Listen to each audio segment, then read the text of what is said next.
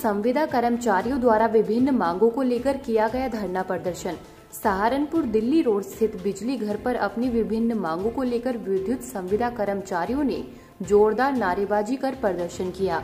चेतावनी दी कि अगर जल्द ही उनकी बातों का संज्ञान नहीं लिया गया तो संविदा कर्मचारियों का यह धरना अनिश्चितकालीन हो जाएगा। सहारनपुर से निशांत गुप्ता की रिपोर्ट। नमस्कार नमस्कार इंडिया 24 टीवी से मैं निशांत गुप्ता। इस समय हम खड़े हैं दिल्ली रोड ITI बिजली विभाग विद्युत कर्मचारियों द्वारा दिया जा रहा है धरना प्रदर्शन। आइए बात करते हैं इसमें कि यहाँ पर ये किस चीज़ का धरना दिया जा रहा है और किस बारे में दिया जा रहा है। आइए बात करते हैं। यहाँ पर कौन है? क्या नाम? रामबुल सैनी सर, मैं विद्युत संविदा कर्मचारी संघ प्रदेश महामंत्री हूँ सर। यहाँ किस चीज़ के आप धरना पे बैठे हैं? सर आज हमारा जो यहाँ पे कार्य बहिष्कार चला हुआ है वो कल से चला हुआ था सर 25 तारीख से। और हमारी जो संविदा कर्मियों की समस्याएं थी सर, समय पे वेतन ना मिलना, हमारे संविदा कर्मियों की लाइन में काम करते वक्त दुर्घटना घटित हो जाए उसके द्वारा कंपनी के द्वारा विभाग के द्वारा उनको कोई भी आर्थिक सहायता ना दिया जाना, काफ़ी समस्याओं को लेकर जैसे कि हमारा EPF पहले ठेकेदारों ने कम जमा कर रखा है जो अरबों रुपए का है वो भी बहुत तगड़ा घोटाला कब से हो रहा है?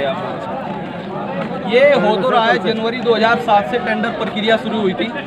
देखो EPF का तो मसला अगर ये लगाया जाए जनवरी 2007 से और अगस्त 2017 तक का पूरा EPF ठेकेदारों के द्वारा गमन किया गया। संविदा कर्मियों के खाते से तो EPF कटा हुआ है लेकिन संविदा कर्मियों के खाते में वो जमा नहीं है। ये तो पुराने ठेकेदारों जब आप लोगों के साथ ये कार्य हो रहा था तो आप लोग अब जाके क्यों जागे, पहले क्यों नहीं जागे इस मामले में? सर हम जागे हुए पहले से हैं, बहुत पहले से कार्रवाई होती आ रही है, बहुत धरने प्रदर्शन उसके ऊपर हो चुके, लेकिन उसके कोई सुनवाई आज तक नहीं है किसी भी सरकार में। जैसा आप बता रहे हैं आप कल से धरने में बैठे हैं, अब तक कुछ भी कोई कार्य नहीं हुआ है आपका, तो आगे आपकी क्या मांगे हैं? सर अभी हमारी जो मांग है सबसे बड़ी मांग है, एक तो समय पे वेतन मिले। अगर हमारे किसी संविदा कर्मी का दुर्घटना में कहीं एक्सीडेंट हो जाता है तो उसको इलाज की व्यवस्था कैशलेस हो।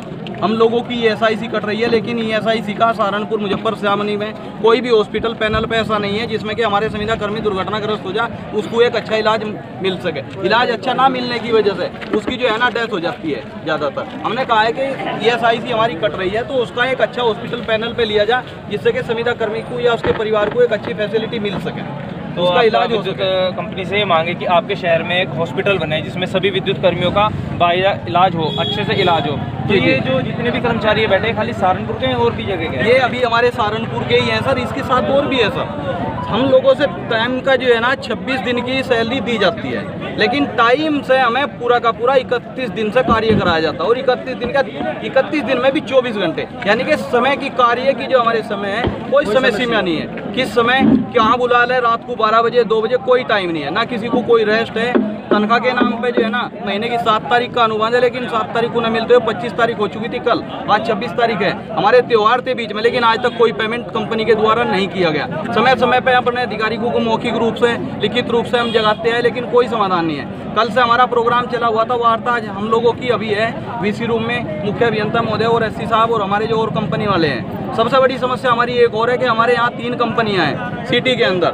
मैसर्स मेयर कंपनी है हमारे सर्किल फर्स्ट में जिसका काफ़ी हद तक काम ठीक है, इतनी ज़्यादा दिक्कत वहाँ पे नहीं है। सिटी के अंदर प्राइम वन कंपनी है जिसके काम से हम फिर भी काफ़ी संतुष्ट है, थोड़ी दिक्कत है, उनका सोल्यूशन भी हो सकता है।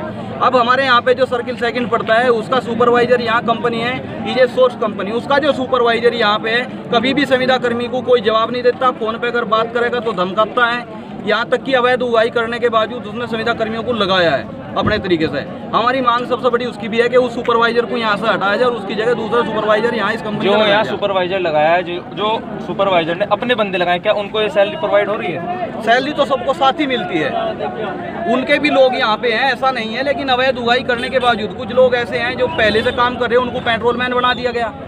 जो आदमी अब नया रखा गया उसे लाइनमैन बना दिया, खंबे पे चढ़ना। अब जो उन्होंने भर्ती की है ना कोई उसका रूल है ITI है या नहीं है, लेकिन लाइनमैन बना दिया। तो आप किस सिस्टम के अनुसार जैसे आप उनका आरोप लगा रहे हैं कि वो उगाही करके लोगों को अपने यहाँ प्रेजेंट करा रहे हैं और लोगों को नौकरी दे रहे हैं, इसका क्या सबूत है आपके पास? सबूत है हमारे पास, जो अगर जरूरत पड़ी तो हम उसे भी उजागर करेंगे। अभी भी हमारे साथी ऐसे हैं जो पहले वहाँ लाइनमैन थे उनको पेट्रोलमैन बना दिया गया, उसके बावजूद हुआ क्या, उससे कहा गया तो पैसे दे नहीं तो तुझे पेट्रोलमैन बना देंगे। अभी है अनुज है यहाँ पे हमारा साथी बेरखेड़ी बिजली घर से, अभी भी वो बता देगा सर इस बात के लिए। उससे 20,000 रुपये की मांग की गई कि या तो 20,000 रुपये दे, उसे दिए नहीं, मने कर दिए, उसे जो है पेट्रोलमैन बना दिया, जबकि वो ITI है।